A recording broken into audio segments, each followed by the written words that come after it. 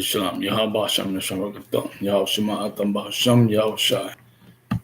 Capitán I.S.U.P.K de la Escuela Israelite de Conocimiento Práctico Universal. Okay, estamos aquí en vivo, a su orden, preguntas. Okay.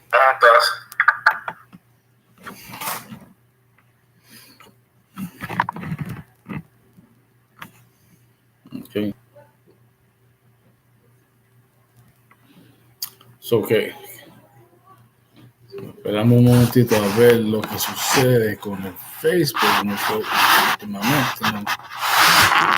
No quiero hacer nada.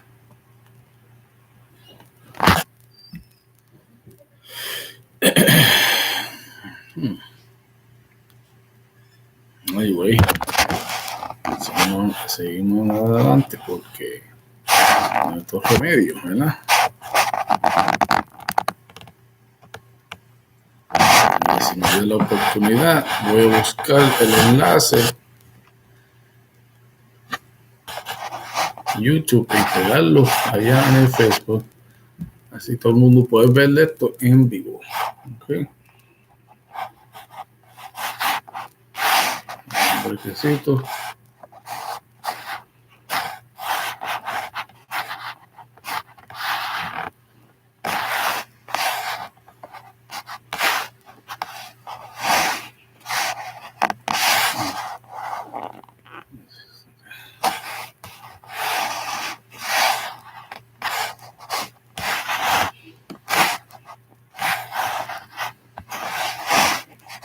Okay.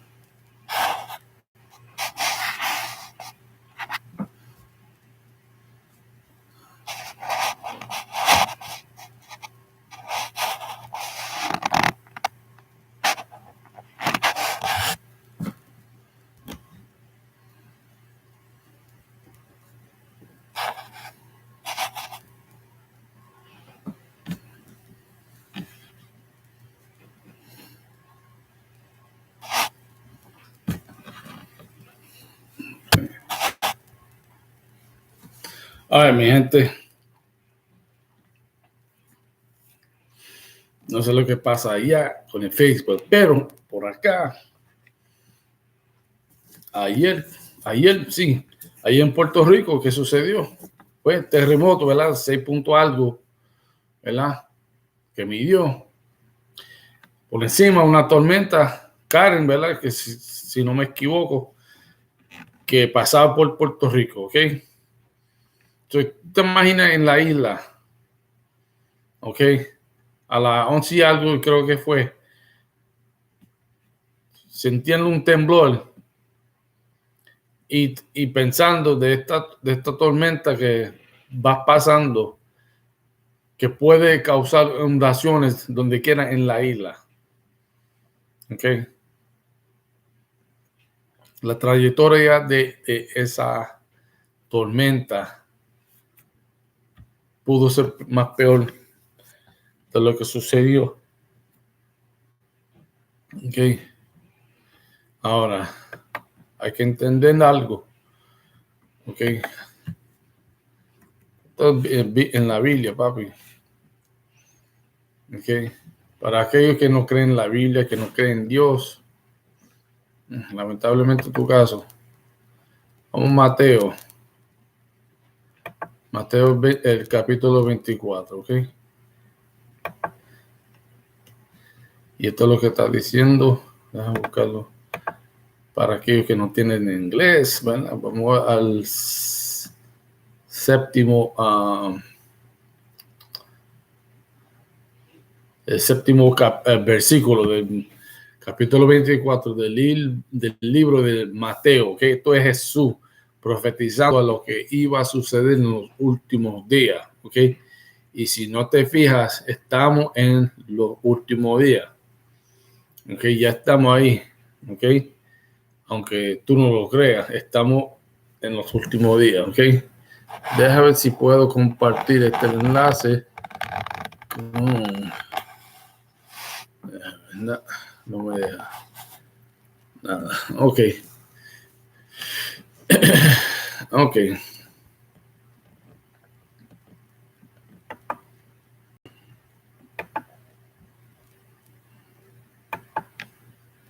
Déjame hacer un intento de nuevo antes de empezar. Ok, otro intento a ver si coopera. Ok.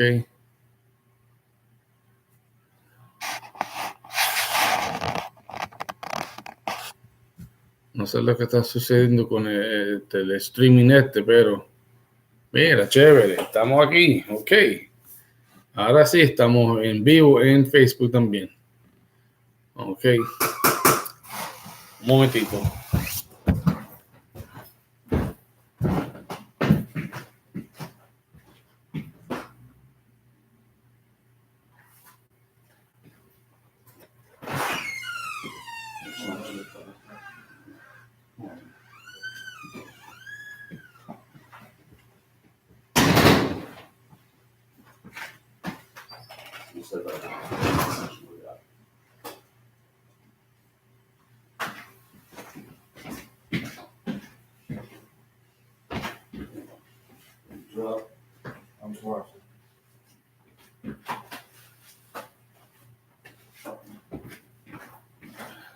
You don't put a chair up. I already started broadcast.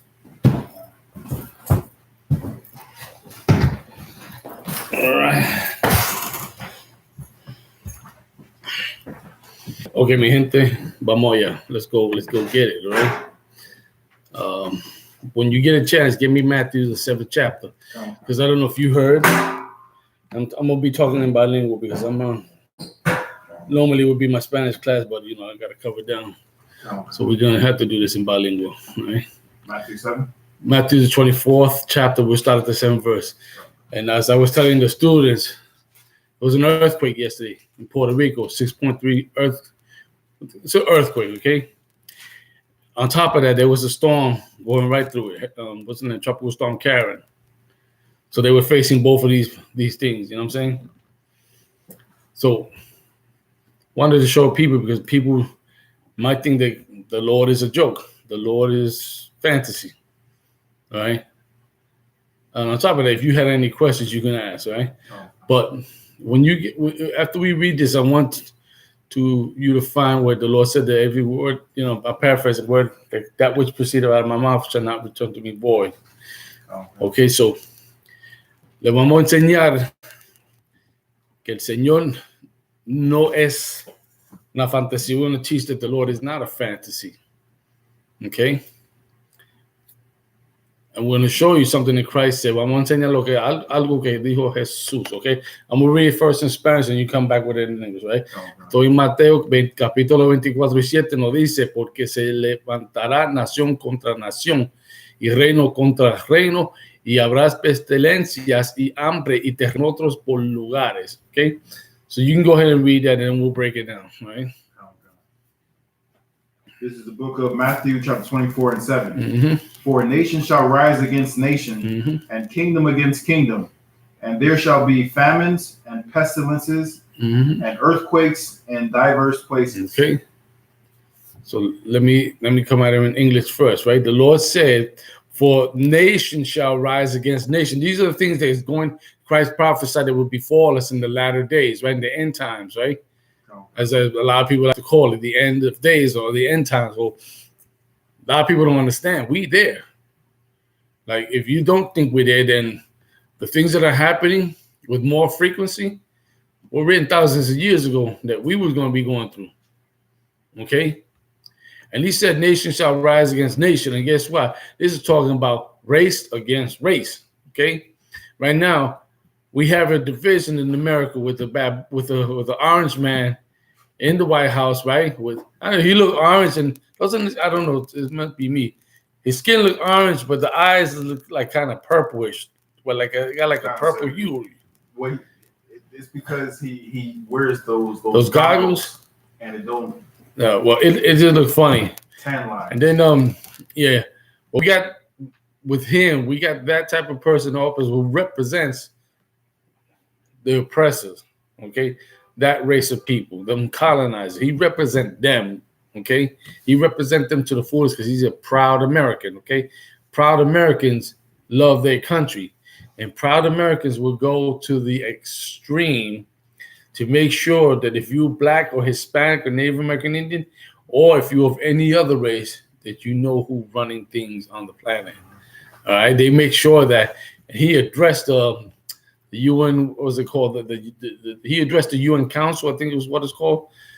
And I was seeing a little bit of it. On top of what his speech, you can tell that dude was high on cocaine. I gotta be real with you. You can tell the way he was talking, and then he was like trying to hold the sniffles back. Like you can tell he was high. Wow. You know what I'm saying? You go look at the tapes. No. You know what I'm saying? But anyway, the point being that like we gotta realize we in them last days and nation are going to rise up against nation. We clearly see that every day. You know what I'm saying? We clearly see it on the videos. We clearly see how they calling you nigga to your face. Right? Like Commander YAHANNA said it the other day. They really bought their pockets of areas in America where they really took it back to the 1930s, where back in those days, they would call you a nigga, a beaner, a savage, whatever degrading name they had for you, they called you that. And guess what? Today, they bringing that back, right? They bringing America back, right? Make America great again. That's when they felt like America was great, when they made sure that the niggas knew who was running shit here. Excuse my language, you know what I'm saying? Oh, God. So nation, and then guess what? This is going to elevate, right? It's going to get to that point where a lot of us, they don't think it's going to happen. They're going to be amazed how in the I.S.U.P.K case, since 1969, the Commander YAHANNA, right, and the men that was before him have been telling Blacks, Hispanics, and Native American Indians, it's going to be a race war.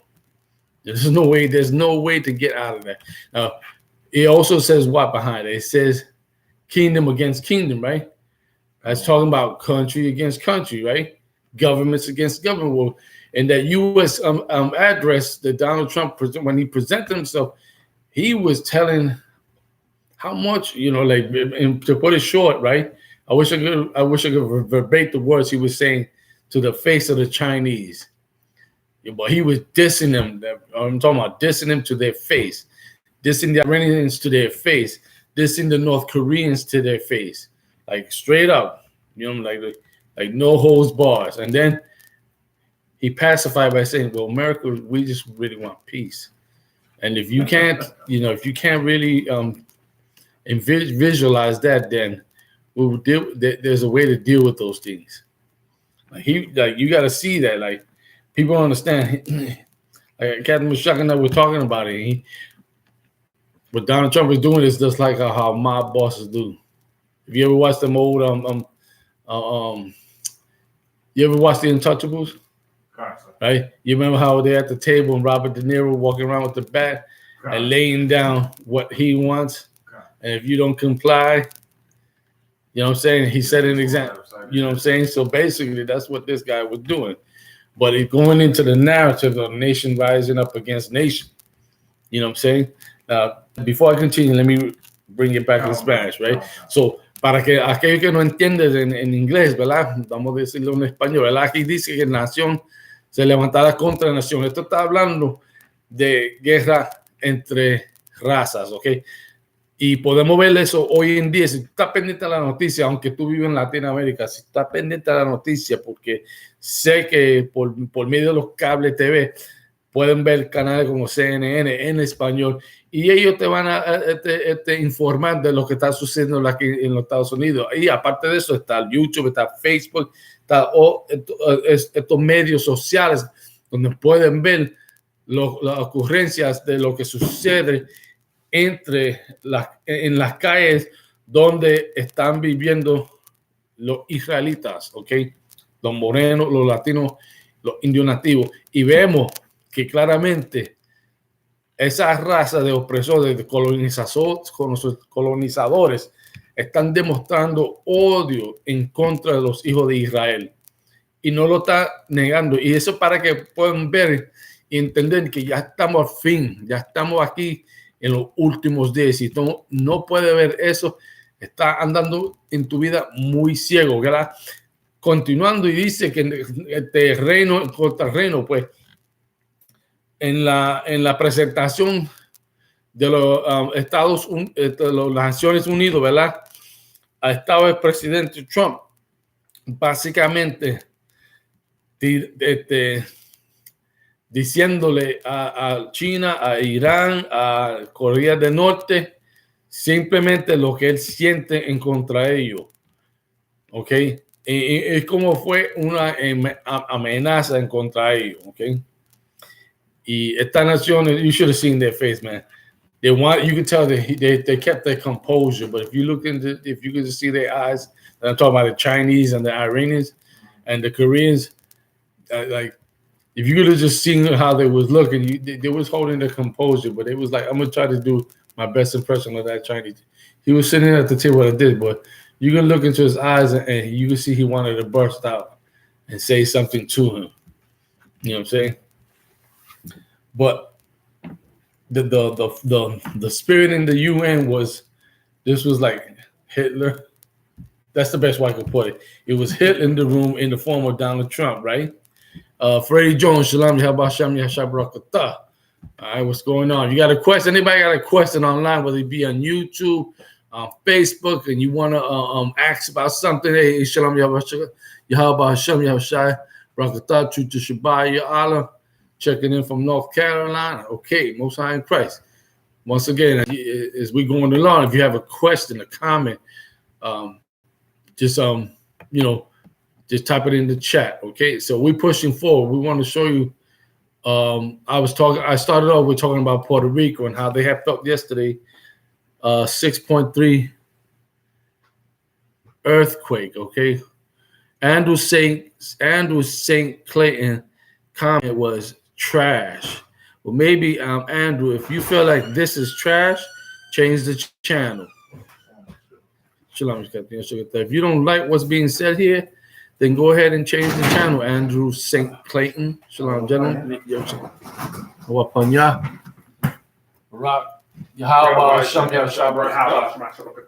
All right.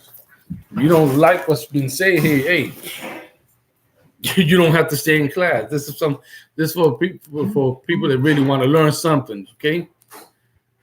All right, give me a second.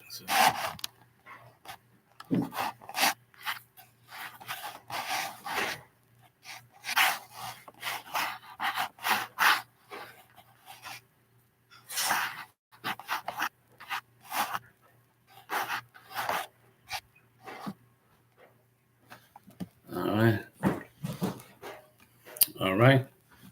And just that's what it is. You don't like it, change the channel. All right. This ain't for you. You don't have to like it. Nobody obligating you to sit there and hear the I.S.U.P.K teach anything. Nobody obligating you to do anything. Just leave. I'm saying, sit there and shut up. Point blank. But anyway, let's continue after the kingdom against kingdom. Okay. And there shall be famines and pestilences. Right, stop right there, right? And they're saying there shall be famines and pestilence, okay? Famines, right, with hunger, right? People that are starving, right? People that ain't got no food, you know what I'm saying? People that just down, you know what I'm saying? And let me tell you something. That's America for you. You got 37,000, General, right? 37,000 homeless people in Carolina. In Carolina? Excuse me. I'm thinking it's California is what I meant. Oh, yeah. What they call it, something row, Skid Row? Yeah. Skid Row. Second place is New York City. A lot of people don't know. Okay, give me a second. So, a lot of people don't know. New York City subway system, right? They got a group of homeless people who've been living there so long. You know what they call them? The mole people. They live under the subway. They live in the subway system. Okay, live in this. You know, you New York, right? All right. So that's what they call them, and that's ridiculous. And listen, they say it's second place. Now let me tell you something. Nobody knows the actual number to how many of those people live in the subway system. The number's probably that high. You know what I'm saying? They probably only counted the ones that they saw on the street. I'm gonna tell you straight up and down. But I show you the hunger that's going down in this country, right? And guess what? It's going to happen all over. When the market crashed and hit Greece and Spain and all them people were going crazy. You know what I'm saying? Go ahead. Oh, sorry. I just seen an article that the city of San Francisco put boulders on the sidewalk so that the homeless people can't sleep there. Look at that. Boulders. Damn. So yeah, so it's no big, huge boulders just lining the sidewalk. So the You see, this is America, like the way the brother's saying. This is America. You know what I'm saying? The Most High gotta send Christ, man. This is on some next level wickedness with the Edomites. You know what I'm saying? Like, and I'm gonna bring it in Spanish, right? It says, excuse me, dice que habrá pestilencias y hambre. Okay. Excuse me. Wait, let me get the pestilence part, because in Spanish, they give it to you in reverse. In English, it says famine and pestilence, but in Spanish, it says pestilence and hunger is what it's saying, okay? Okay? So pestilence, like you're going to be living with pests, basically, you know what I'm saying? Roaches, like that's what we know. In New York City, for instance, you from the ghetto, anywhere from the ghetto, right? Your relatives, and it's funny how I'm going to say this. You got your mom and pops, and then you got your roaches in your household. You got your rats. You know what I'm saying? You know your mom, you know your pop, you know auntie, you know your cousins, but you know these roaches too, because they've been there since you was born. You know what I'm saying? You go to Puerto Rico, you go to the Caribbean, you go to Trinidad. Not only you be dealing with the roaches, but you got to deal with the mosquitoes, man. They're saying that the mosquitoes are infecting and killing people with a triple E virus. Yeah, the triple E virus. Yeah, it's called. They're showing it the triple E, but I forgot the name of it. You better check that out. But they giving out spray. I forgot in what state. The off. Mm-hmm. Even though they haven't had a case, but I heard in Connecticut or somewhere in the Northeast, some people died. You know what I'm saying? So once again, fitting into the narratives of pestilence. You know what I'm saying? The rats is ridiculous. It's ridiculous. You know what I'm saying? But Christ prophesied about it. You know what I'm saying? But you got people who don't believe in the word of God. Now, they must be that extra stupid, because how is it possible that a book is written thousands of years ago and everything that is said in the book, you live in it? This stuff ain't happening magically. You know what I'm saying? The Lord making it happen. You know what I'm saying? So now bringing it back in Spanish, dice que habrá pestilencias y hambre, ¿verdad? So, nosotros tenemos que sufrir viviendo no solamente con tu tío, con tu abuela, sino con las cucarachas que están habitando tu hogar y las ratas. Y si estás viviendo en el Caribe, tienes que soportar los mosquitos. Oh, and like in a place like, I gotta say this also in English, place like Trinidad, you gotta deal with centipedes. You know what I'm saying? They bite, don't they? Bite. Listen, I think I'm more afraid of a centipede than a snake. Damn. I'm gonna tell you straight up and down. Them things terrified. Even the thought of it just terrifies me.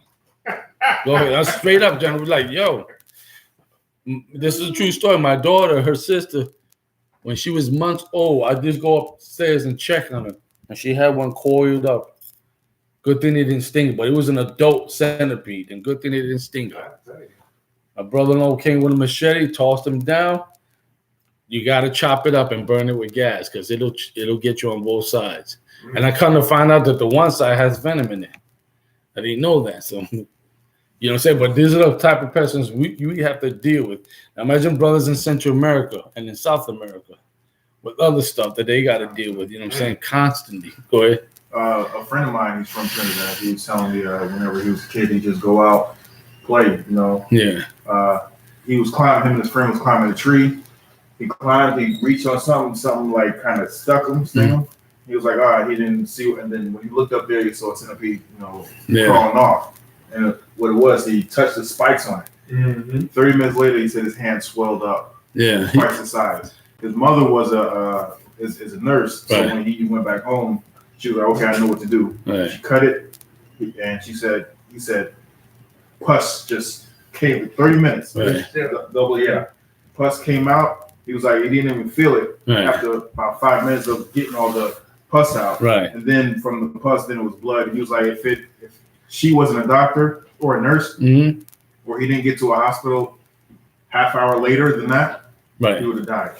You understand? Goodbye. You understand? That's why that's the things that we got to be dealing with all the time. You know what I'm saying? But here's the thing. My point is, a lot of people don't believe in the Lord. You know what I'm saying? Don't believe in the Lord. And you know what's crazy? A lot of young Israelites are be atheists. God. You know what I'm saying? They go into that atheism. That's some white man nonsense. I'm telling you. That's some white man nonsense. Like, I don't believe in God. Well, when the day you in an accident or you got a busted arm, who's the first person they call? They ain't calling mommy. They ain't calling mommy. Be like, yo, mío, ay Dios mío. That's what you're going to call first. And call God first, right? Because I thought you didn't believe in God. You know what I'm saying? Dice. That's like...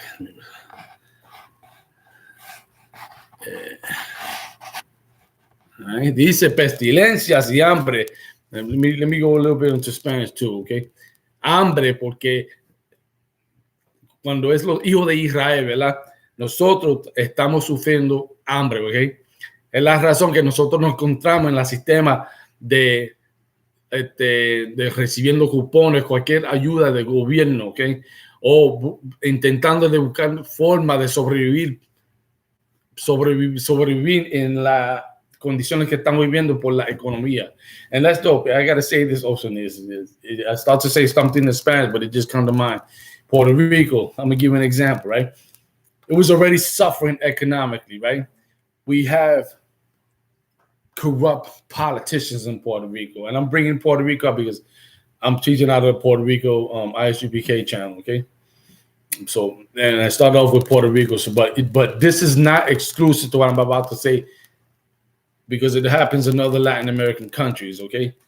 But Puerto Rico's economics, man, is so grim, okay? Like, I once heard that really poor countries, you know that they poor because their only industry is travel. And that's the main industry in Puerto Rico, right? That's the main industry. They rely on people visiting the island. That's it. You know what I'm saying? So any country that's like that, they really a poor country, okay? But it's so dire that the politicians that we have governing the island, man, it's ridiculous. You know what I'm saying? They got rid of one, right? Recently, right? He was the son of a former governor, Pedro Rosselló, right? Is the father's name. He governed in the 90s. They got rid of him. But they put this female that I know is also corrupt. She been around since I can remember. She's the governor, you know, like they all connected somehow, you know what I'm saying? And meanwhile, the general population, you know, over here, right? If you go get food stamps here, you get food stamps and it's X amount. If you want money, TANF, right? But they'll give you X amount, but you got to go do something for it. In Puerto Rico, you might see 119 per person, right? 75% of that is food stamps. The rest is cash. Imagine if that's your only source of income. How you gonna pay light and water? Because you light and water, you gotta pay over there, whether you rent an apartment or rent a house or own a house. You gotta pay that. And then food. What about dishwashing detergent? Where you gonna get the money from that? To wash clothes? Like, these people don't care. A lot of people in Puerto Rico are suffering. They're going hungry, you know what I'm saying? Yes, are they rich Puerto Ricans? Yes. Do they care about the poor? Hell no. Hell no, because it's the same case, right? Among black people, you got rich people like Jay-Z and Kanye West and Michael Jordan, right? They have the power and money to actually say, you know what? We got all this. why don't we start putting our own factories and hiring our own, right? Hiring our own and building up us. They could do that. You know what I'm saying? Celebrities in Puerto Rico, sports celebrities, music celebrities, actors, actresses. You know, I know you probably, if I named a few actresses, you've heard of you remember Rush Hour? There was a Hispanic female in that movie. What's her name? Rosalind Sanchez. It was the bomb tech. No, she was like an undercover cop. It was Chris Tucker, Jackie Chan, and there was a Hispanic woman. I think she played the role of one of the government agents. Rosalind Sanchez. Okay, she's Puerto Rican, just like Jennifer Lopez. Okay, Luis Guzman is a famous comedian. Okay, you know, there are many other famous Puerto Ricans. Rita Moreno, you heard of her? Rita Moreno? Yeah, you know, West Side Story, that's where she got her fame from? Puerto Rican. With all these millions coming in, yeah, that's my point.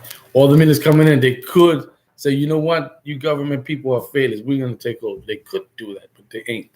So meanwhile, people suffer and starve. The other day, I was talking and bringing up about how in Central and South America, right, there's a company that started in 1899 and terminated operations in 1970 by the name of the United Fruit Company. Okay, the United Fruit Company had a monopoly in Colombia, in Guatemala, and what's the other tropical place? It was another place. They called it the Banana Republic.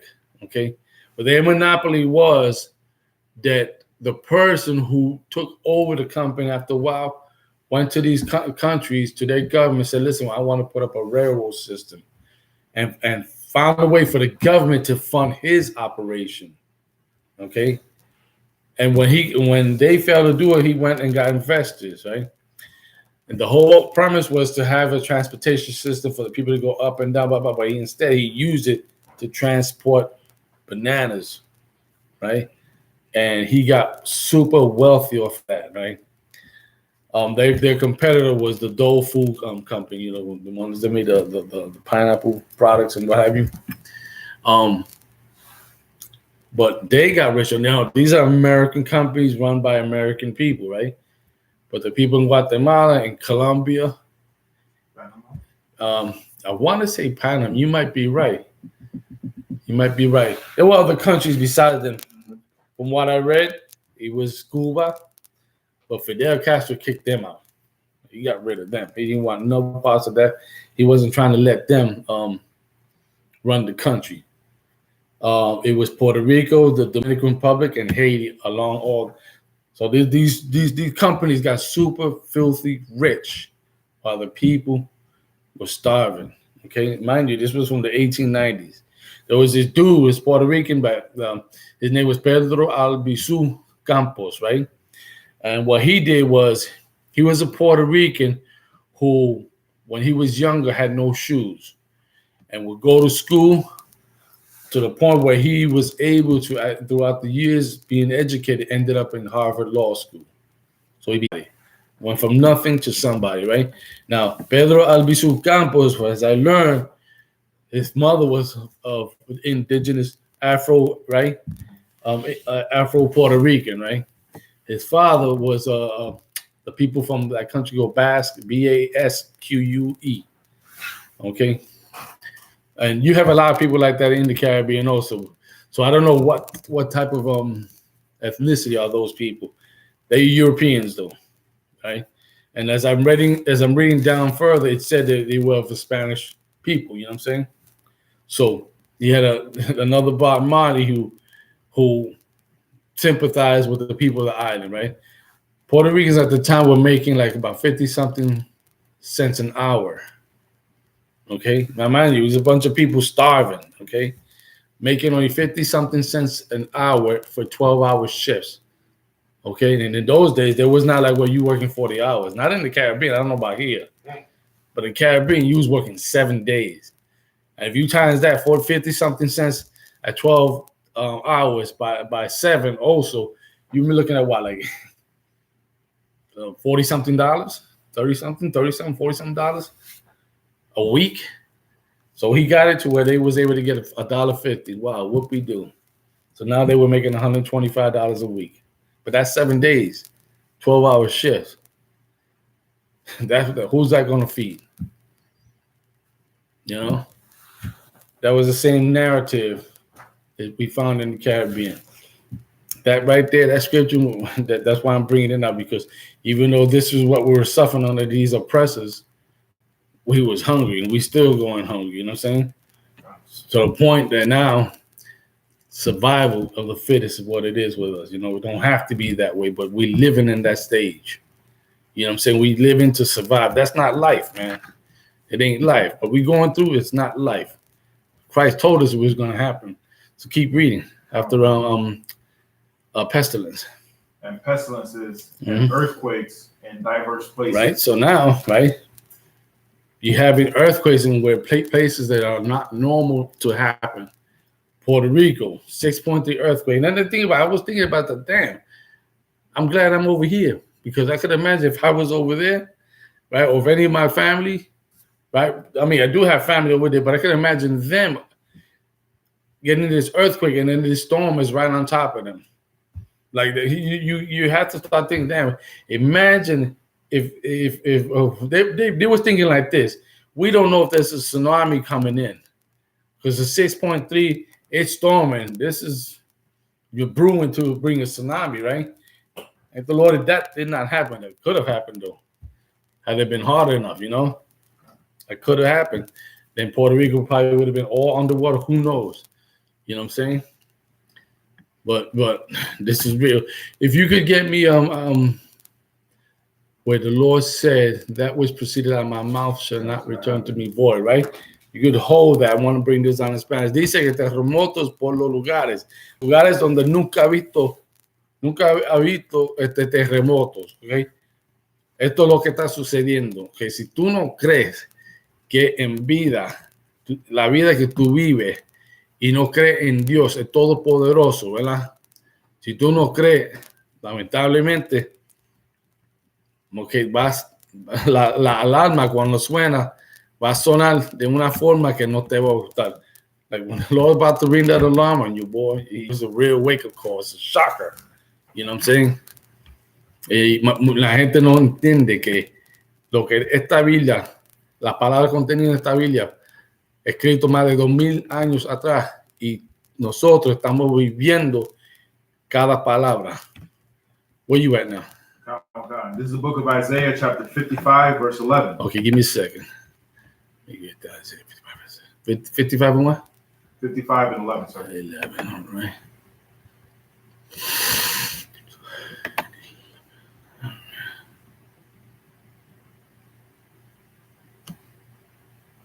Okay, let me go read in Spanish, then I will come back in. Excuse me, go read in English, and then we'll come back in Spanish, and then go into it.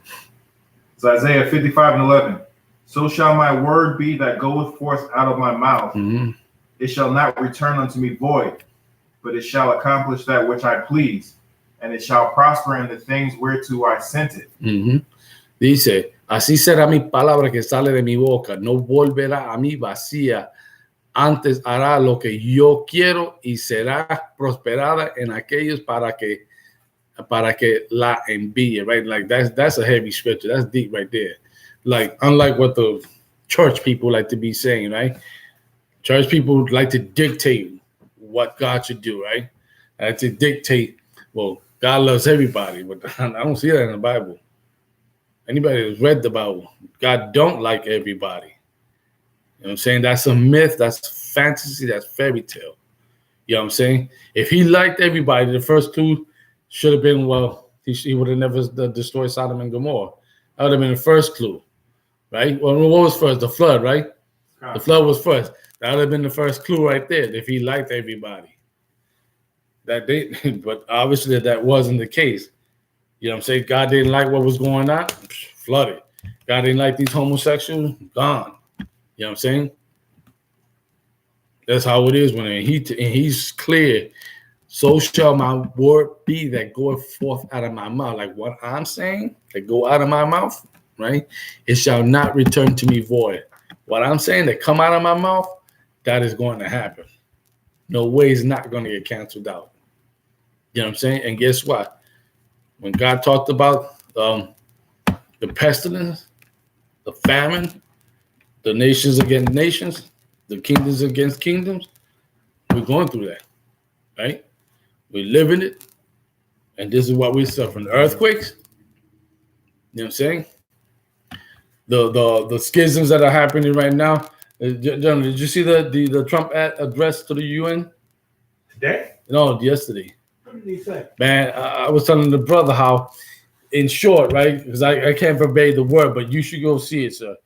He was dissing China to their face, and Iran and North Korea right to the face. And Chinese man that was the representative, he was just sitting there like this, like you could tell he wanted to say something, and all the while you could tell he's reading the script, but he's like a cokehead when he tries to hold the boogers, he was talking just like that. Yeah, he was talking and reading the monitor, but you could tell because when a cokehead holds the boogers, you could just look here, and it's like he's like, and every once in a while he would do like this, like that. That's cokehead. That's a cokehead on Twitch. Okay. You know.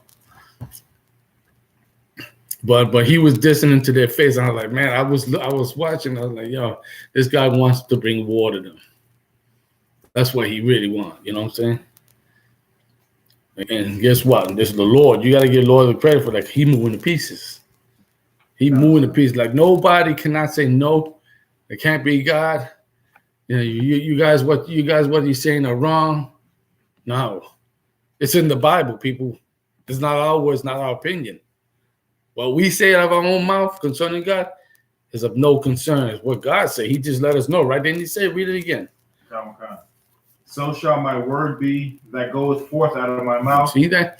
God's letting you know what come out of his mouth. Go ahead. It shall not return unto me void. It ain't going to return unto him void. Así será mis palabras, dice el Señor, ¿verdad? Sale de mi boca, no volverá a mí vacía. Porque el Señor dice, ¿verdad? Tiene que suceder. Y va a suceder. Y no va a retornar vacío. Keep going. Okay. But it shall accomplish that which I please. Right? It's going to accomplish what he pleases. Not what you please, not what any of us please. What he wants. You know what I'm saying? That's why he get all the glory. Because it's what? He letting you know it's his program. Like, whatever your thoughts, it no significance. It's his program. It's his show. He producing it. He directing it. It's going down the way he says so. He wrote the script. This is how it's going to be done. All right. No volverá a mí vacío. Antes hará lo que yo quiero. Ok. Claramente el Señor está diciéndole de lo que él quiere que sucede. Eso va a suceder. Él es el compositor de esta palabra, director, productor. Y lo que él quiere va a suceder. Y no hay nadie, ni ninguna fuerza que va a poder detener lo que él dice, lo que sale de su boca. Keep going. Okay. And it shall prosper in the thing whereto I send it. That's it. And it shall prosper in the thing where he sends it. You know what I'm saying? Like it's going to happen. You're going to make it happen. Okay. Get me here. I want to show you something, right? Proverbs, the first chapter, right? Okay. Right. And before we go there, I want to let's get Exodus 15:3 before we even go to that Proverbs, the first chapter. Okay. All right. I want to put this in people's brain, right? I want people to really understand about God. The thought that you have, the concept that you have about God is way incorrect. It's fantasy. It ain't real. God is not a plush animal that you can squeeze. God is not your ATM machine like the way the church like to make God. If all of this, pray to God and he'll bless me with this and that because you got a new car, because you got some Jew, you got a new house, right? That's nothing. God's not your ATM machine. God is this. Read Exodus 15:3. This book is Exodus chapter 15, verse 3. Uh-huh. The Lord is a man of war. Read it The again. Lord is a man of war. One more time. The Lord is a man of war. Dice que el Señor varón de guerra. Go ahead. The Lord is his name. El Señor es su nombre, right? The Lord in the Hebrew is Yahweh, right? He's a man, right? Unlike some people who like to say God, well, God could be a woman. You've heard that before, right? Hubo gente que dicen que el Señor es una mujer, but they say, what about God? God is what? The Lord is a man of war. He's a man of war, not a woman, not a female, but a man of war, okay? Andrew St. Clayton, el falso profeta continúa. Once again, Andrew, you don't have to be here. You know, don't have to be here. Ain't nobody putting you here or anything like that, Andrew. Okay? Are you paying tithes? You're not? Then shut up and sit down, be quiet, or get out. All right? El Señor es varón de guerra. Right? No es una mujer, no una niña, sino un varón de guerra. It's a war. He's a warlord. Okay? That's what he is. And warlords don't sit around twiddling their thumbs. All right? They don't play patty cake. They don't be singing in no damn choir. Right? He don't be picking up the hymnals and say, well, let's sing this song with purple dresses on. You know what I'm saying? Or any kind of dress, you know, any colored dress. He don't be with homosexuals either. No, God does not love homosexuals. You know what I'm saying? God don't love homosexuals. Otherwise, that law in the book of Leviticus 20 and 13, that would not have been there. And the Sodomites would have been alive. He would not have to nuke on Sodom and Gomorrah. All right? But he did. All right? Varón de guerra. Es un guerrero. What continue what it said there? The Lord is his name. Right? And don't you forget it. The Lord is his name. Nunca te olvides, el Señor es su nombre. Yahweh en el hebreo, okay? Es su nombre. He's the boss. Better know the boss's name. It ain't Jehovah or whatever other name they come up with. You know what I'm saying? It ain't, you know, it ain't Baal, Baalim, whatever other force. It ain't Krishna or Buddha. That's not his name. And don't play yourself out. His name is Yahweh. That's why he's letting you know the Lord is his name. You better recognize. We better recognize who's in charge. Give me Proverbs. Right. Proverbs chapter 1, and what's the verse? I want to say the 22nd. Bear with me. Did I hit the right one? Oh, did I? Give me a second.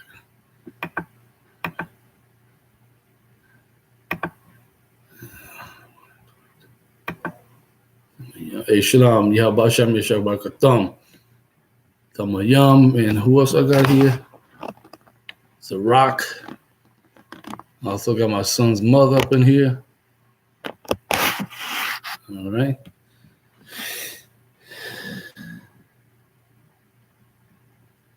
Who's this? All right. Let me see something. Bear with me. Yeah, 20 seconds is exactly where I want to go. All right. This is the book of Proverbs, chapter 1 and 22. How long, ye simple ones, will ye love simplicity? And the scorners delight in their scorning, and fools hate knowledge. Okay. Hold up. Let me read it in Spanish because we got some Latinos online. Right? Dice, ¿hasta cuándo, o simple? Estamos en Proverbios 1 y 22.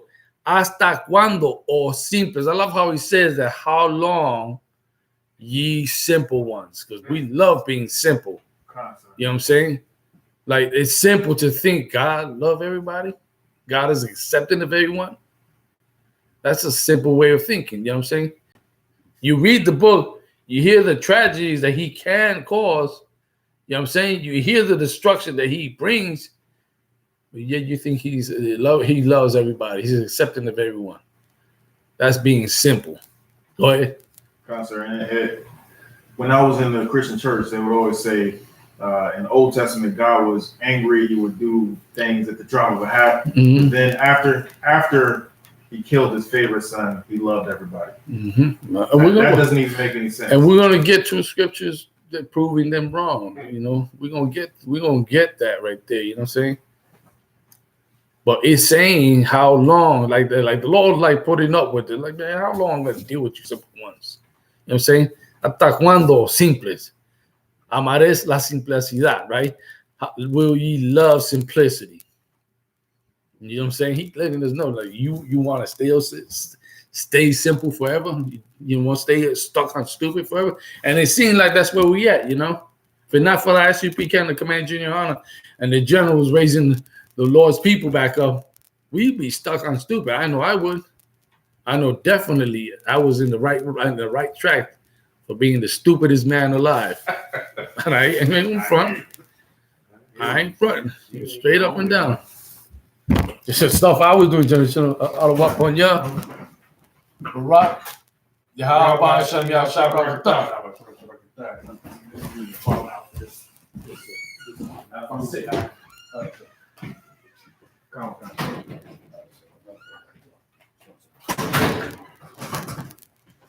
You can grab the water from me.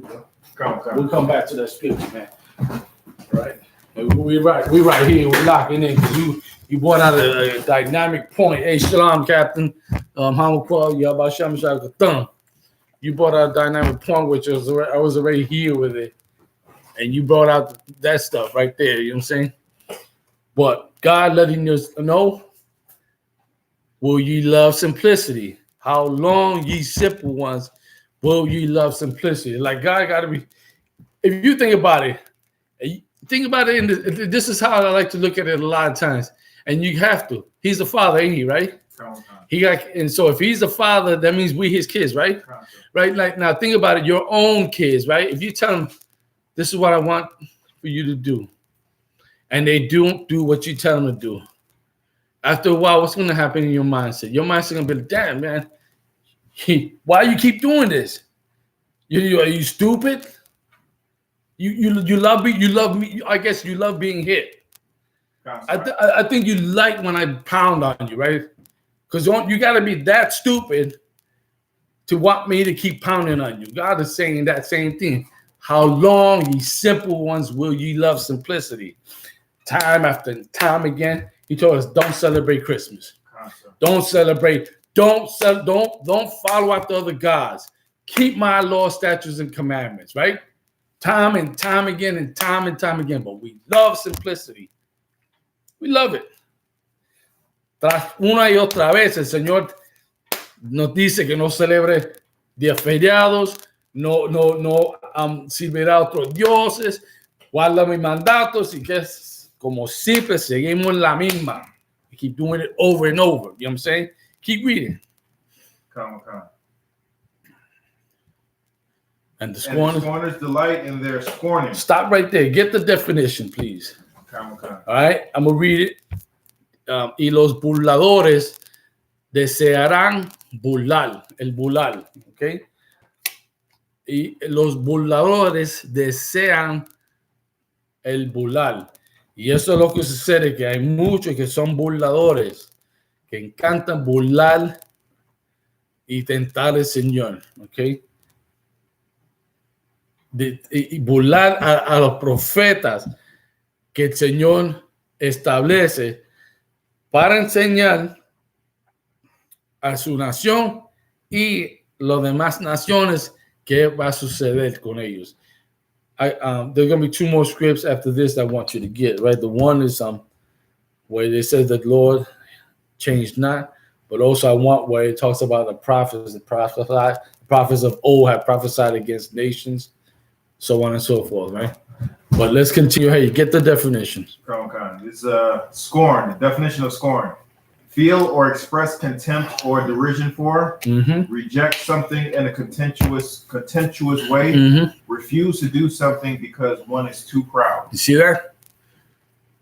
You see that? We refuse to do something because in our pride, and the Bible says this about pride, right? Destruction cometh after pride. I paraphrase, okay? Like, I mean, you could be proud of something, right? But how we be proud is that we don't want to accept correction. We rather be simple. So we go scorn, right? We go start scorning those people who the Lord set up, right? Those men. Let me be more specific, like the manager and YAHANNA and the generals and the captains and the officers in the I.S.U.P.K, who the Lord set up. A lot of people hear us in the street, watch the videos, and be like, man, this guy is crazy, man. He don't know what he's talking about. He don't know about God, man. God loves everybody, man. You a bunch of false prophets, like Mr. Clayton said right now. You know what I'm saying? You're a bunch of false prophets. El falso, what do you say? El falso profeta, something. You know what I'm saying? That's proof. That's proof that God is talking to you. What's the name? Let me scroll back up the name real quick. Andrew St. Clayton, right? And people like him. That's proof right there. That statement that he made show you what God says is true. You know what I'm saying? Evidencia que lo que el Señor dice en cuestión de personas como Andrew St. Clayton, ¿verdad? Es un burlador. Es un burlador de aquellos hombres que el Señor estableció para enseñar esta Biblia y la verdad de la Biblia. Pero muchos se burlan de eso. People have made a mockery of the Lord's people, scorned us to death and all that. You know what I'm saying? Because they don't want what it really boils down to, especially when the men of I.S.U.P.K in the cities that we are in the countries that we're in, what really boils down to these Christians want to stay loving the oppressors. That's what it really, because imagine had it been another nation. It would have been talking about some other nation. Yeah, we agree with you. But the minute we start talking about the oppressors, you're a false prophet. God loves everybody.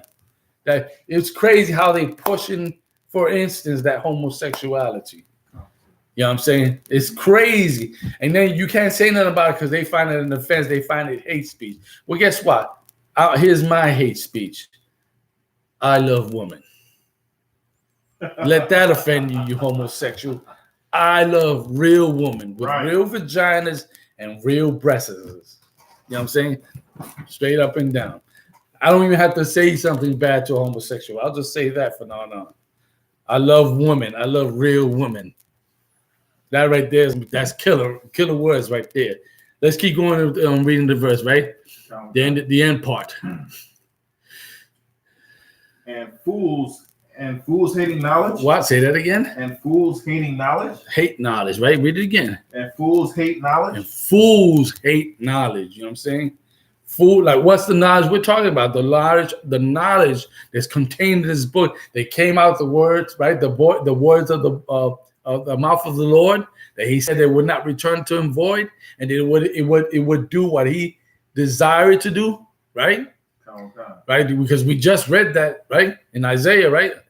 We just read that, right? But no, fools hate that. Fools hate when you talk about the oppressors. Fools hate when you talk about homosexuality. Fools hate when you talk about celebrating the white man's holidays.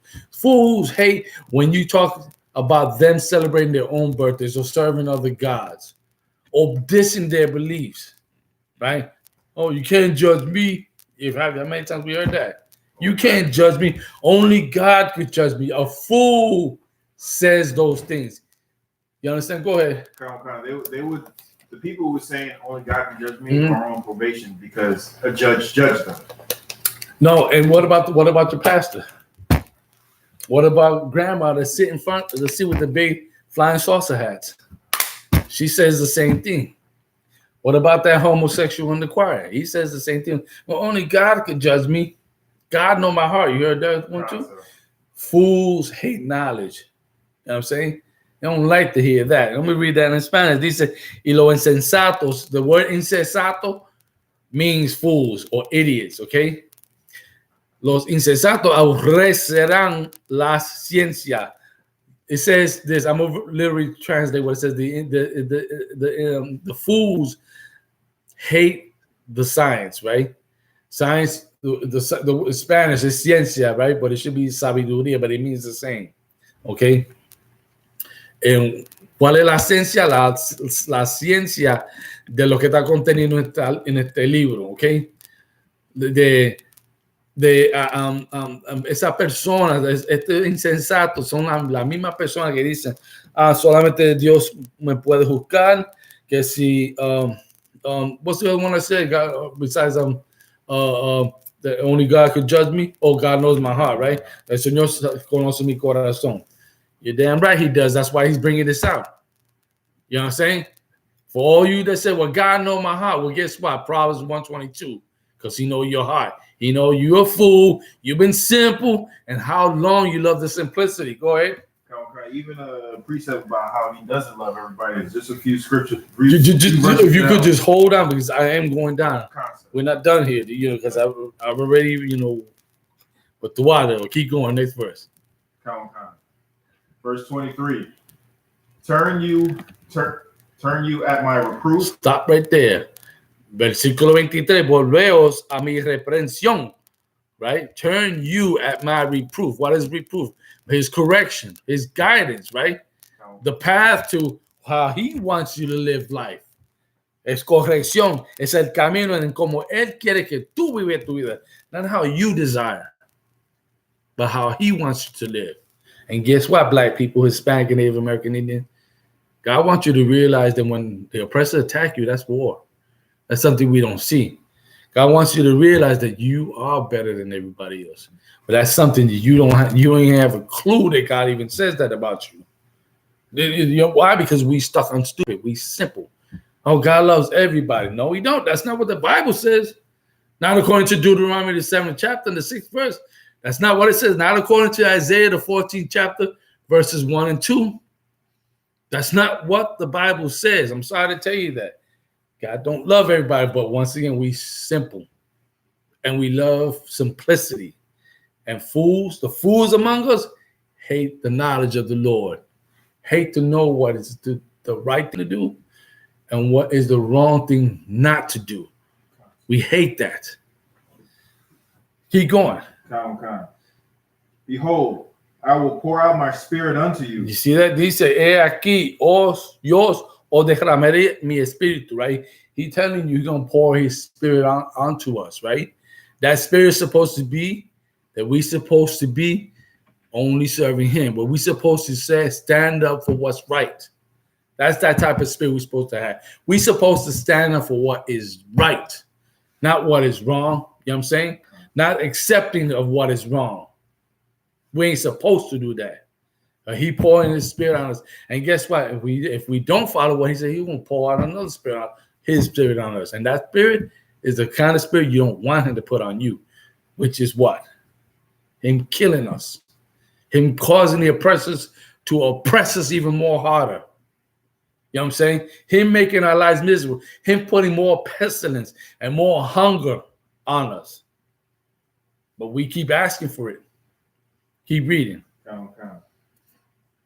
I will make known my words unto you. Right. So here's how he do it. Right. The way he pours his spirit out is that he does what? Sends prophets out into the streets, right, to teach the people, right? And those the people that come into the truth is the ones he wants. The ones he don't, and we can show you that in the Bible. The ones he don't want in the truth, you'll start to make fun of this, but you'll never come to the truth. And you know what? You know what's the sad part? That when the Lord Most High sends our King, a black man, who the world calls Jesus Christ, on that day, you're going to be wishing with all your might and all your desire, why didn't I listen to those brothers in the I.S.U.P.K when everything was still good? Right? When everything's still good. We, like us, we're waiting to when we actually see tanks, right? And drone planes, right? And jets, bombs everywhere, fire everywhere, shooting, mass killing, on top of bloodshed, on top of all kinds of craziness in the World War III. That's what we're waiting for. Well, we have the easy way out, right? With nobody dying, nobody getting killed. That's the time now. But you want to stay stuck on stupid? That's on you. This is your chance right now. Guess what? I said it before and I'll say it again. We're in the last days. The last day should tell us something. Well, let me hurry up. Let me check out what these brothers are saying. Because I see, you cannot be, I don't care who you are. If you're Israelite, if you're Black, Hispanic, and Native American Indian, I don't care who you are. But if you're seeing the events that is taking place, and somebody read those events right out the Bible, and you see that, you should be saying, you know what? I need to get down with that. Because I went to church, or I heard Pastor so-and-so talk about this and that. I don't see nothing he's saying. I don't see nothing he's saying is coming to pass. Go ahead. I have a question about this. If we're in the streets and we're preaching to you say teaching. We're teaching to our people. And some get it and some don't. Is that because he wants it like that? Kind of. And that's why I said we can show it to you. It's in Isaiah. I could paraphrase it. You can get it if you want. We'll read it because you asked that question. He says, I will pour out the spirit of sleep on them. Right? Is what he starts off saying. What starts off saying. It's also in the same spirit that when Christ taught, right? And the prophets kept asking, and the disciples asked, well, why are you teaching them in parables? And he's answered in short, right? In paraphrase, he said, it's not for them, right, to know the mysteries, but for you. So he went out and did the job. He taught regardless of the fact, right? And he was teaching. Remember, these are fishers of men, right? When you're a fisherman or a fisherman, or even if you're a regular fisherman, right? Are you going to catch every fish? Wow. No, you're going to catch what you're going to get. Same thing here. We teaching. And those men that do come in, those sisters that do come in, those families that do come in, that's the fish, that's the catch of the day. Everything else is still in the sea, right? Everything else got to be dealing with the predators in the sea. Well, the predators here is all the other races. The main predator is our oppressor. You know what I'm saying? Shalom, Kagar Math, Yabasham Shagata. All right. So we'll get those three scriptures after this. All right. So he said, let me go back to in Spanish. Okay. But 23, volveros a mi reprensión. He aquí que yo derramaré mi espíritu y os haré saber mi palabra. ¿En qué forma? Que cuando él envía a los hombres que están en la escuela israelita de conocimiento práctico universal a la calle a enseñar esta palabra, esta verdad. ¿Ok? Y es la forma que él derrama su espíritu. Right? And check it out. I'll pour my spirit. Right? Like I say, you go out and teach. Brothers that hear. Those that don't, they're going to get a checking too. They get something coming to them. There's a checking from the Lord. We done seen it.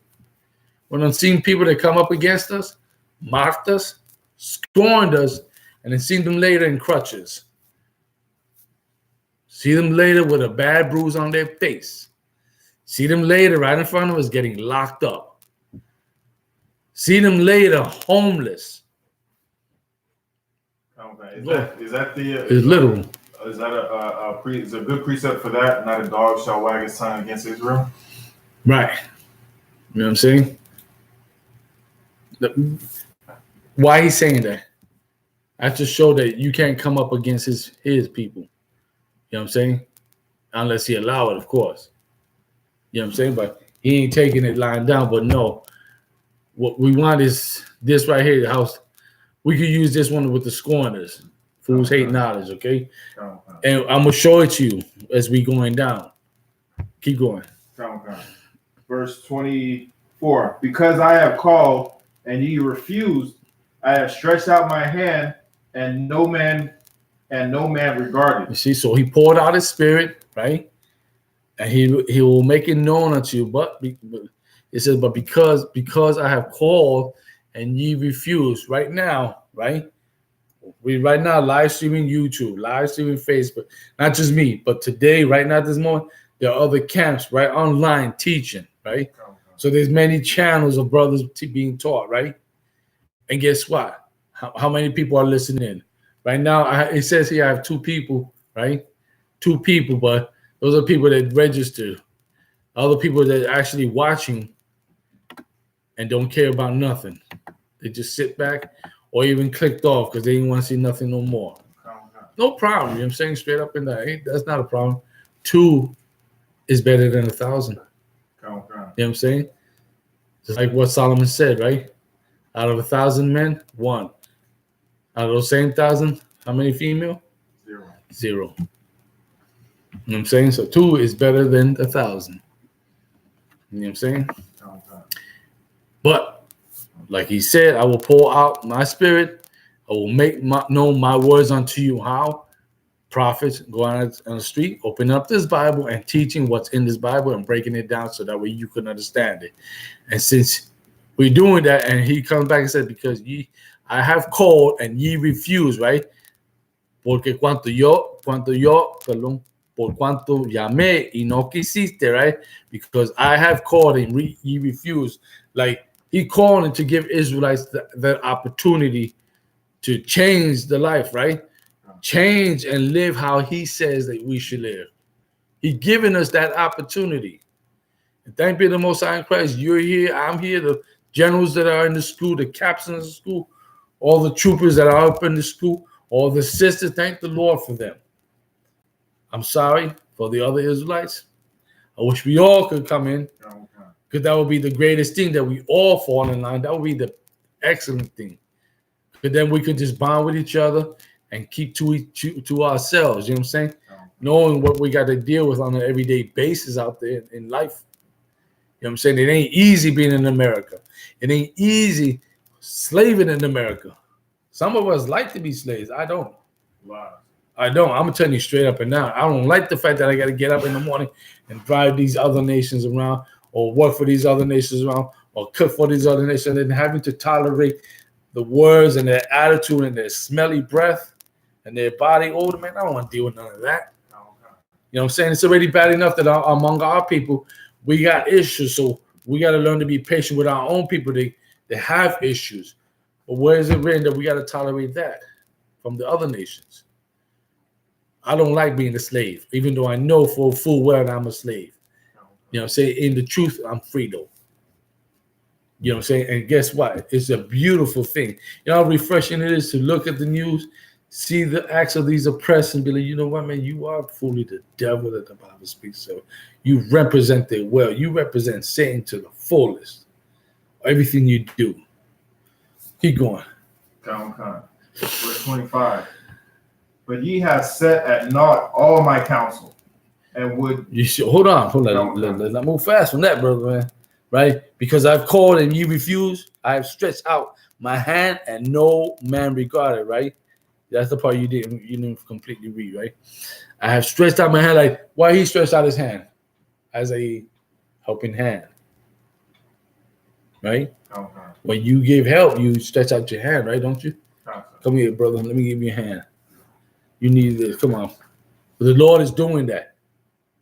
The Lord is giving us a helping hand, saying, come here, child of mine. Let me bring you over here to safety. Let me bring you over here under my protection, under my shadow, to make sure these other races don't do this and that. And even some of my own people don't do this and that to you. He stretched out his hand, but what did he say? I stretched out my hand, and what? And no man regarded. Ain't nobody cared about it. That's messed up, though. If you look at that, that's messed up. Like, how you going to refuse help? You know, that's our pride. You know what I'm saying? We all be guilty of that. Somebody tried to give us help, and we refuse help because of our pride. We all are guilty. Myself, I don't care who it is. We're all guilty of it. Keep going. We'll do the rest in English because we're running short out of time, right? Go ahead. Yo, so hold on. Let me say this quick. Si quieres más información en español, mira, conéctate. 240-615-6154. Es el número. Keep going. Verse 25. But ye have set at naught all my counsel. Right? But ye have set at naught all my counsel. Like, you rejected it completely, all my counsel. My counsel was the most beneficial thing to you, to your life, to your family, to your every movement of your every second of your life is beneficial to you, but you refused it, and we for sure have. Why did we do that? stiff-necked, hard-headed people. Yeah. Use what we read though. We refuse his call. The why is in verse 22. We're simple ones and we love simplicity. That's the why. Because we love simplicity. Keep going. And with none of my reproach. Right? And with none of his reproach, right? Reproof, right? Meaning his corrections. Right? We didn't want to take his checkings. That's what it means, reproof. You know what I'm saying? We don't want to take a checking from him, even though it's helpful, even though that's the thing that we need, even though that's the thing that's going to save our life. Sometimes we need a hard checking to make us snap out of the stupidity. How are you going to get a simple one out of his stupidity? Well, you got to shock him, right? To make him run a whole snap. Oh, okay. Damn, I was wrong. Thank you. It's like, no, it's no different than you drunk, somebody splash you in the face with water and give you a cup of coffee or make you drink a whole bottle of water. When it calms down, you be like, yo, thank you. And you will thank the person. It was a little shocking, right? Because you be like gasping because you look for air because of cold water. But guess what? That cup of coffee and that bottle of water brought you right where you needed to be at. For a simple one, that's what he needed. Hard checking. Keep going. And this is the part. This is the part. When you get to the next verse, this is dope right here. Keep going. Verse 26. I also will laugh at your calamity. What he said? I will laugh at your calamity. See that? You take God as a joke. Let's keep staying on stupid. Let's keep being stupid and don't take none of his checkings. When something happens to us, you think the Lord is going to be like, well, I told you now. He's going to be up in heaven laughing at your hurts. Think about that.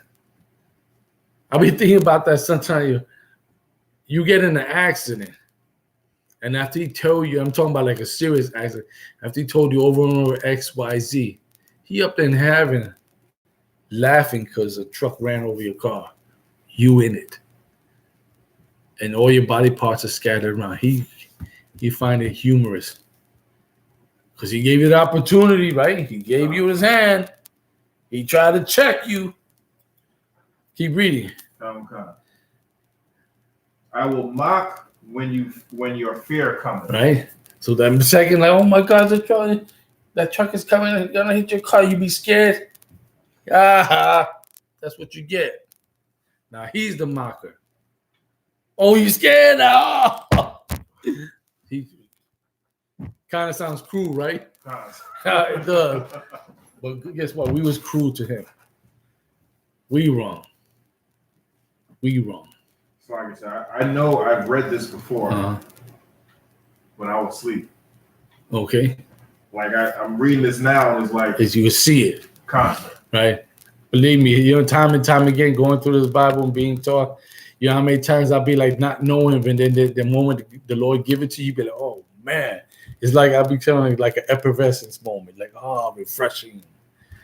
You hit the right spot. That's what it feel like. Keep going. Verse 27, when your fear cometh as desolation. Right, you know, desolation is when something's empty, right? There's no life. Nothing is thriving.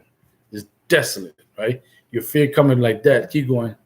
And your destruction cometh as a whirlwind. Right, you know how the, just imagine a hurricane or a tornado is coming, right? Your destruction, you know, see how destructive force that is? That's how our destruction come to us. Go ahead. When distress and anguish cometh upon you. Right, when you're stressed out, you like mad, going mad out your mind, you're so stressed. Keep going. Then shall they call upon me. What they do? Then shall they call upon me. What did I say earlier? Oh God, right? See that? You atheist brothers and sisters out there don't believe in God.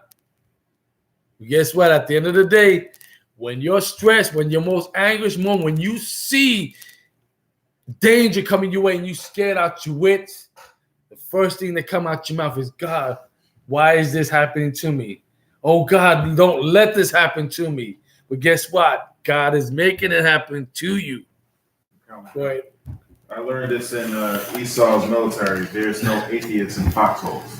When you're when you know death is imminent, you're calling on somebody's God. Yeah. And that is right.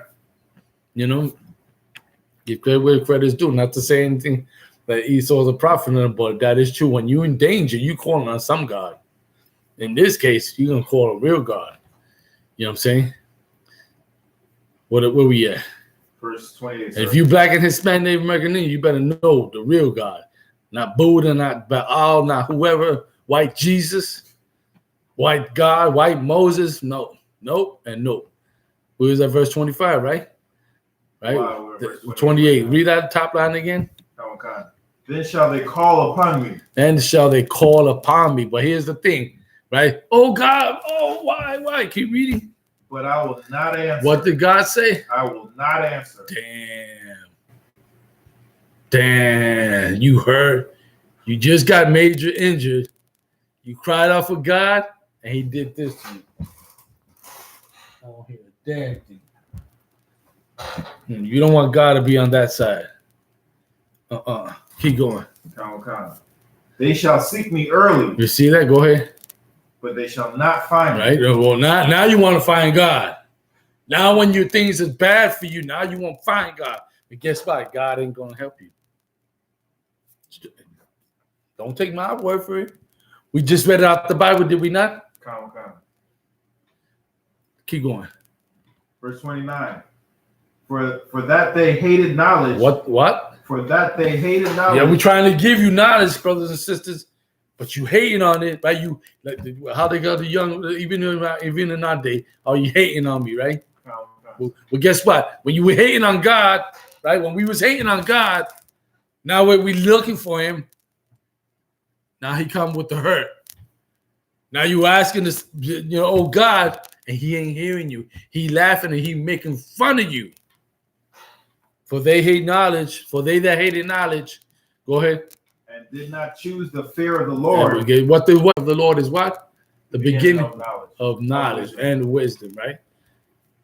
That's and why does it use the term fear? Because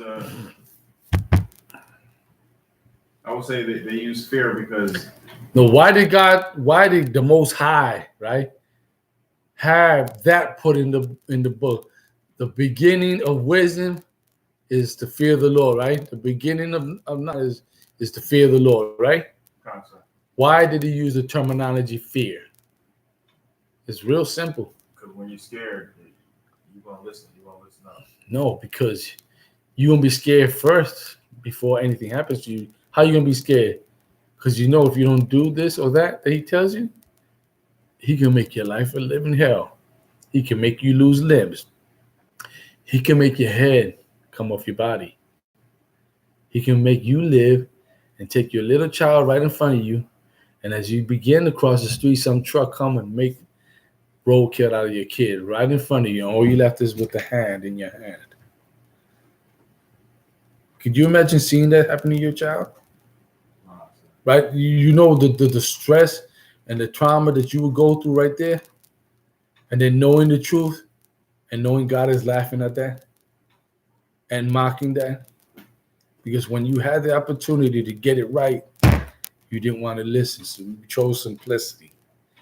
We hated knowledge. Keep reading. And did not choose the fear of God. Keep reading. Verse 30. They would none of my counsel. Because we rejected, we didn't want them to hear none of his counsel. We rejected it. Go ahead. They despised all my reproof. And we hated him to check us. You know what I'm saying? Keep going. Verse 31. Therefore, they shall eat of the fruit of their own way. Now think about that. How you get fruit? You gotta pick it. Right? Or you gotta no, that's you're on it, right? You work for it. You gotta pick it, right? So the fruit of your own ways of what you work for, right? If you worked iniquity, the fruit you get out of it is what? Iniquity. You see how that works? Read that again. Therefore they shall eat of their own Therefore they shall eat of the fruit of their own way. See, God ain't a joke, man. That's why you see that I went to Exodus 15:3. I wanted our brothers and sisters to realize in Puerto Rico and throughout wherever Israelites are, we sadly mistaken thinking God is some plush animal. He's charmingly soft, squeezably, huggably type of being. And he ain't that. He's a man of war. Men of war is hardcore warriors. And you know that's true because who else was like that? Right. He even tell you he was an austere man. And then especially, and guess what? Even in Luke, the 19th chapter, 27th verse, I'm paraphrasing, we're not to go there, but he said those were my enemies that I should not reign over them, bring them hither and slay them before me. He used the word enemy. Christ didn't like everybody. Remember, and he said he came to do what? The will of the Father, right? He said when they asked him what the Father looked like, what did he answer? He said, when you see me, you see my Father. There you go. Meaning what? What you see me do, that's how he is. And if you see what I do, that's what he looked like. Because that's how he is. And guess what? I'm doing what he telling me to do. He a warrior. I'm a warrior. He hate homosexuals. I hate homosexuals. He hate the Esau. I hate Esau. That's the spirit you got to have. That's the zeal of the Lord. Go ahead. It's like it was two things. First thing was about a precept of Most High being a man of war is once he got us out of Egypt. His first commandment was fear me. Mm-hmm. He was like, hey, no, hold on. First commandment was I am the Lord thy God, right? Thou shalt have no other God before me. Right? And then he goes, thou shalt not have any idols. And you keep going, all these are moral commandments. But the whole thing encompasses is that you were supposed to see what he did and get scared. What did he do to the Egyptians? Kill them. Right? He killed the firstborns. He brought plagues, turned the water into blood. He did all these things. Off the break, you'll be like, I'm not messing with that. I'm not messing with him. Because if he could do that, only he knows, only he knows what more crazy shit he could do. Excuse my language. You know what I'm saying? Much more crazier things he could do besides doing that. That right there already scary. Imagine we walked. Look how simple we are. We walked through the Red Sea. Water here, there, marine life here, dry land in the middle. That right there is a scary sight. Just think about that. You walk into the middle of the damn ocean. The Lord made a path for you to go through the middle of the ocean. And then when you look back, you see the whole Egyptian army get smashed with water, and water coming down at that pressure, you feel like somebody dropping slabs of concrete on you. All right, that right there is supposed to make you scared. If that wasn't scary enough, how about when we made the false god, the calf, right? And when it was said, those that are on the side of the Lord get healed with the Levites, and those that aren't on the side of the Lord, what happened to them? They all got destroyed. Right, the ground opened up under them. I got it. The ground opened up right under them.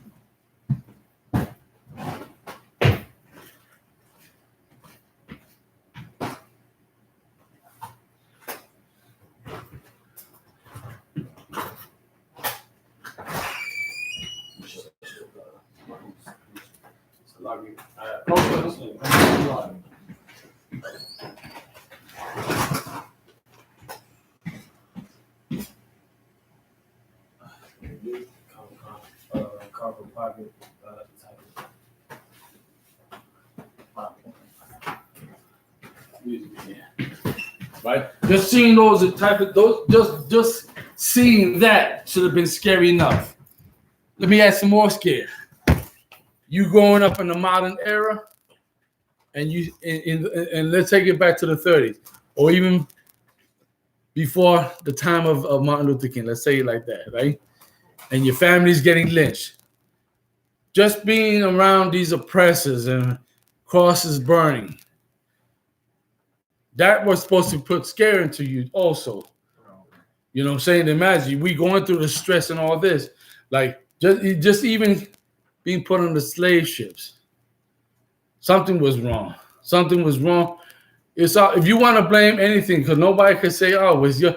Like these oppressors like to accuse us, right? In that, I'm gonna show you how they do it. Like I one time heard an Edomite over what's the C-SPAN called in because they were talking about the gun violence and all this, about the Walmart thing. One old Edomite called in and said, "Well, I don't understand what's all the hoopla about with the Walmart thing when black people are killing black people more than whites are doing." Like that's a lot of nerve. That's a lot of nerve on his behalf. He didn't stop to think, and guess what? Who cares? Because he's a devil anyway. But he didn't stop to think, well, maybe it's because it's our fault that they're doing that. Right. And here's the other point to it. If a black person killing a black person, is that an act of war? Wow. It ain't. That's the part he not seeing. You understand? The Edomite going up to the Walmart killing the Latinos, that was an act of war. Because any other race would have took it like that. Any other race would have took it as an act of war. But point being is that even growing up in your ghetto, in the situation that you're living in, even if you came up in a nice house, but your family ain't right. There's plenty of Israelites that come up in nice homes. But families be on some, you gotta be questioning them, like something ain't right with them. You know what I'm saying? All these things we should have been scared of what we was doing. What we was at? Keep going. This verse. Tell them the book chapter, and so you can catch up. Proverbs 1 and 32. Mm-hmm. Go ahead. For the turning away of the simple shall slay them. You see that? For the turning away of the simple shall slay them. Hold on. There was something else. In 31, it said, therefore they shall eat of the fruit of their own way and be filled with their own devices. Right? Meaning, that's what you get. Right. Yeah, you know the fruit is something you work for, right? Well, you worked evil, you're gonna get evil. Those devices that you put in place, those same devices are gonna kill you or destroy you. Go ahead. It says like what it say like therefore shall they eat of the fruit of their own ways. Like in other words, like you got lay in the bed that you made. Like, yeah. Right. And this is talking about how the Lord mocks people, Israelites, right? Who, after we go out there and teach them, right? And he pours his spirit out on the people, giving him the words in the book. And we already been to catch. You already see how many times people make fun of us and say this and that about us. You know what I'm saying? But when he come down on him, or when they come in the accident, right? Whatever tragedy, what's the first thing that come out their mouth? They always say they always trying to like turn to God whenever. Right there, right? Well, he said he'll turn his face away. He'll turn his back on them.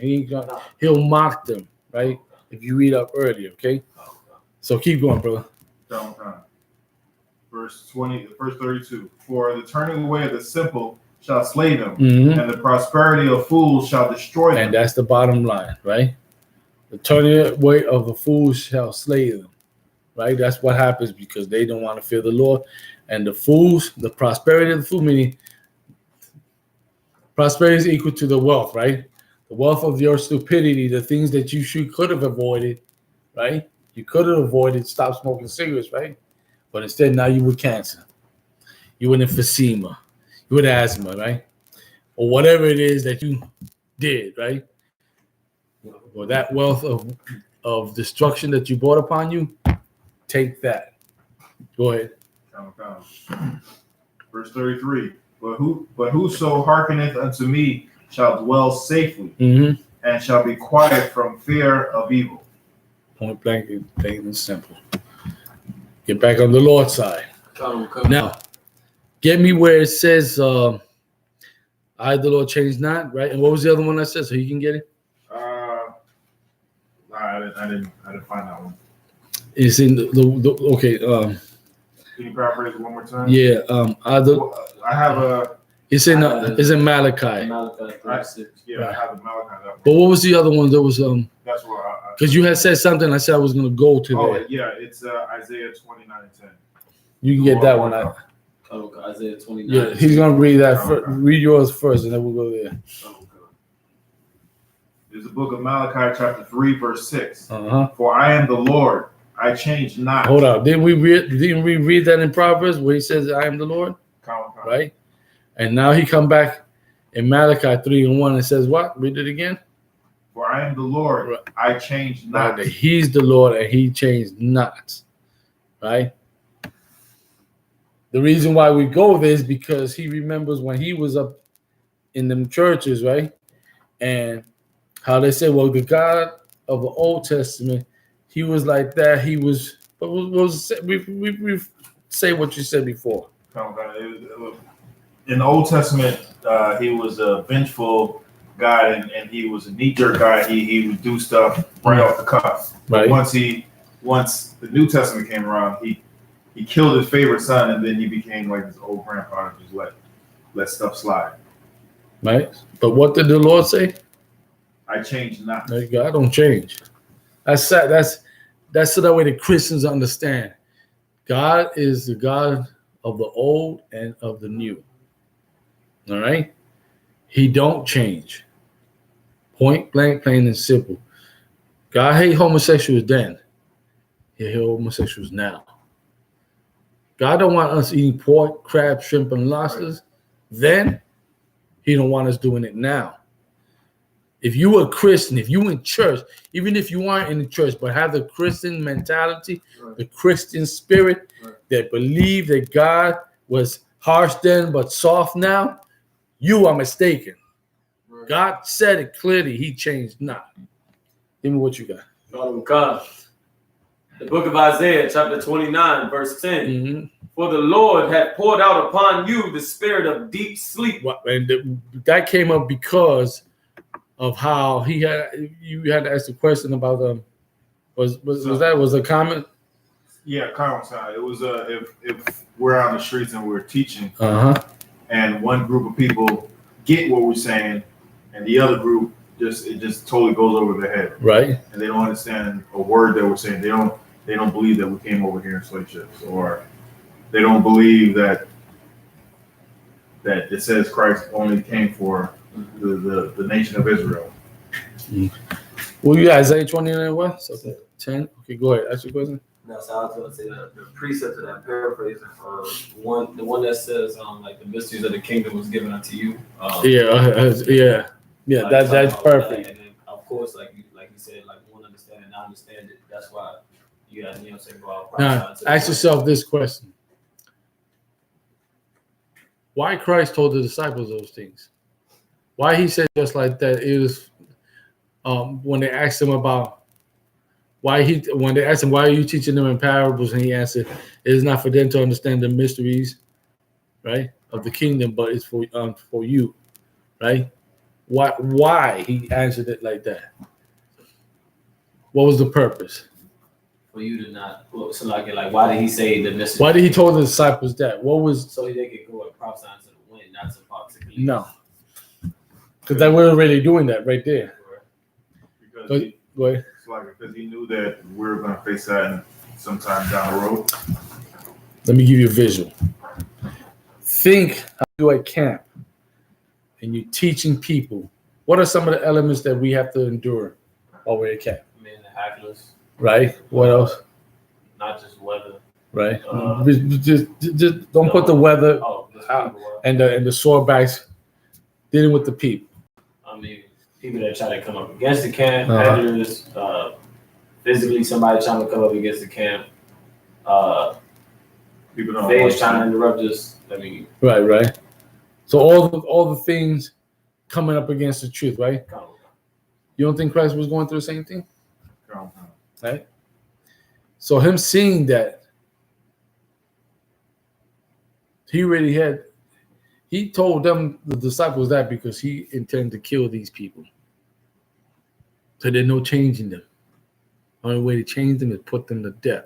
Right. And guess what? Sometimes that's what we need. Sometimes God got to kill you to help you.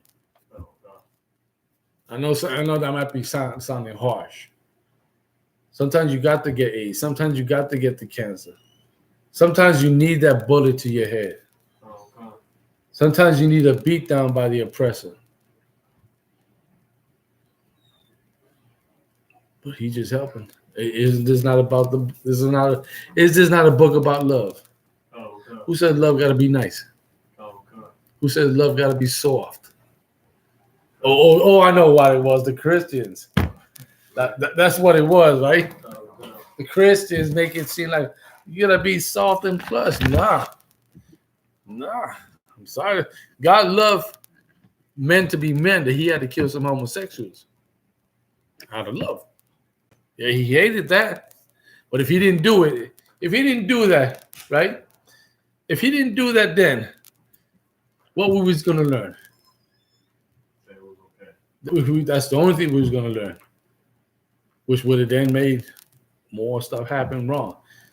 He got to do it now. Like You got to do it. Huh? Like an affection?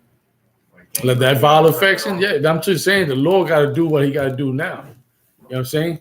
I'm saying now, not in a little sense, but meaning that what he did then, it got to happen again. But much more wonderfully. For real. Okay, and with that was 9:02. Before we let go of this, does anybody have a question online in the class? Anybody have a quick question? Let's go. If not, I'm about to wrap it up. I'll give somebody a few minutes. You got a question? Lost. Do you have a question? Online, on Facebook, anybody have a quick question?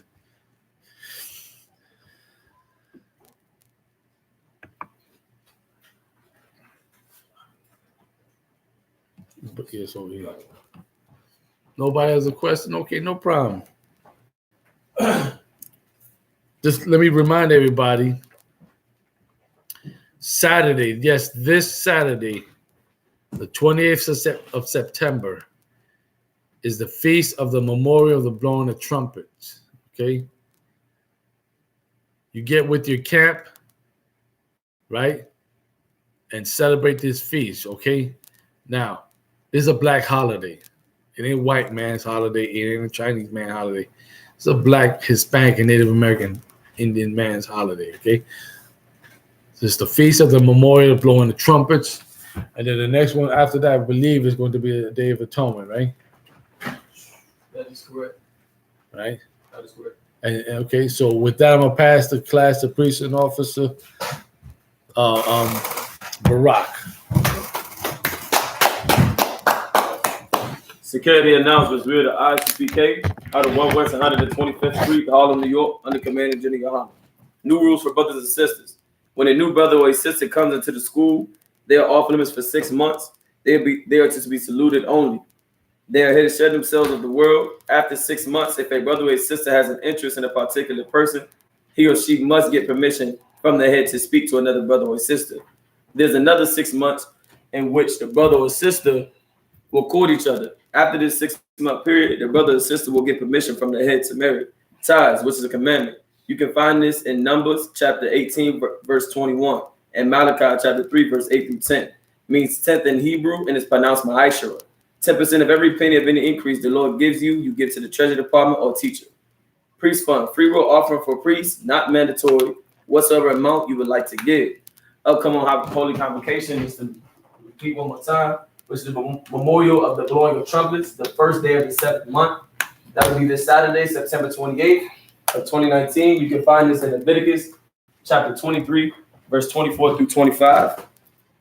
Remind Akim and Akwatian to check on social media such as ISUPK.com, Facebook, Twitter, YouTube, and so on for I.S.U.P.K events and materials. If a brother wants to be a trooper in the school, you should start wearing all black, which includes black boots, black shirts, black pants, black headband, or scarf. And with that, let's say Wapin Yahakodam, which means I imagine. Salaki, Imagine, which means rise. which means rise. Wapin Yahakodam, which means turn and face the east. Wapin Yahakodam, which means turn and face the east. We're gonna do the Lord's Prayer. Salaki. This ain't right. I took 2 up. Salaki. We're gonna do the Lord's Prayer in Hebrew. You find this in Matthew chapter 6, verse 8 through 13.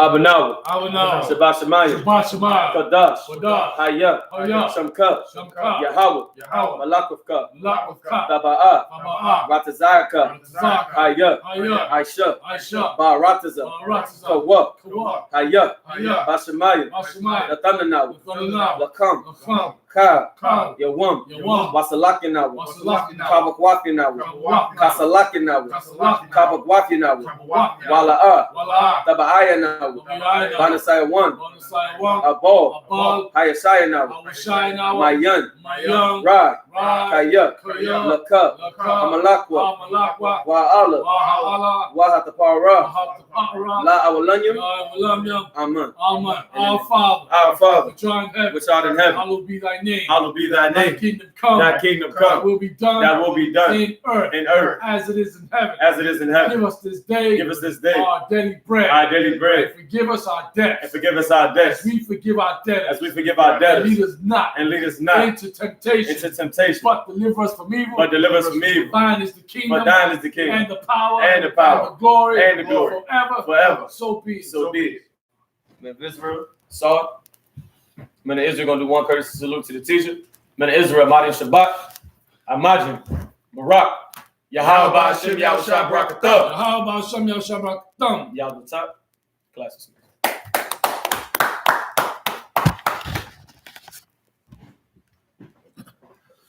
Man, congratulations, man. Hey, Hold on.